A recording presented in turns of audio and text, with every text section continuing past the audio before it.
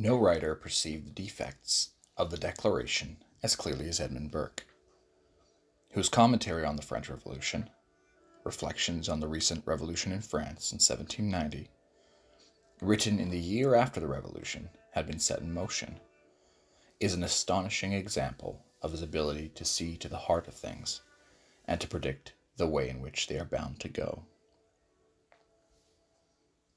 Although when Burke wrote, the king had not been executed and the terror had not begun, he foresaw both those events and warned against what he saw as the principal defect of the French Revolution, when compared with the American, which he had defended, namely that it was imposed on the people from above by a literary cabal, and against this he developed a complex, unsystematic but highly illuminating account of custom, tradition, and civil association in terms of which to diagnose the destructive nature of that kind of geometrical, i.e., abstract and deductive, politics.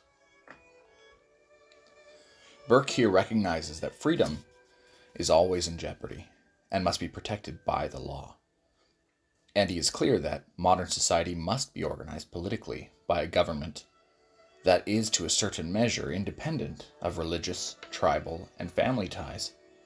But he defends religion and family as forms of collective wisdom, while rejecting the extreme individualism that refuses to acknowledge the indispensable part played by social membership in the exercise of free, rational choice.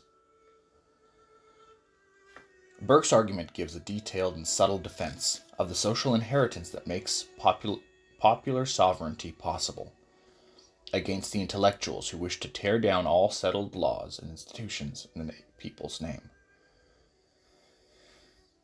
Burke rejected the idea of the social contract as a deal agreed among living people.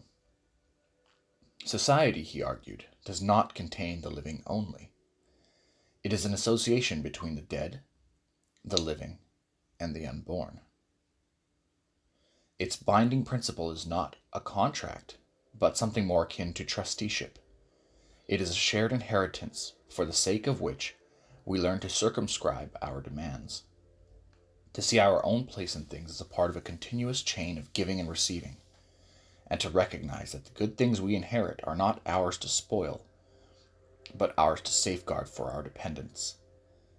There is a line of obligation that connects us to those who gave us what we have, and our concern for the future is an extension of that line. We take the future of our community into account not by fictitious cost-benefit analysis, but more concretely by seeing ourselves as inheriting beliefs and passing them on. Concern for future generations is a non-specific outgrowth of gratitude. It does not calculate because it shouldn't and can't.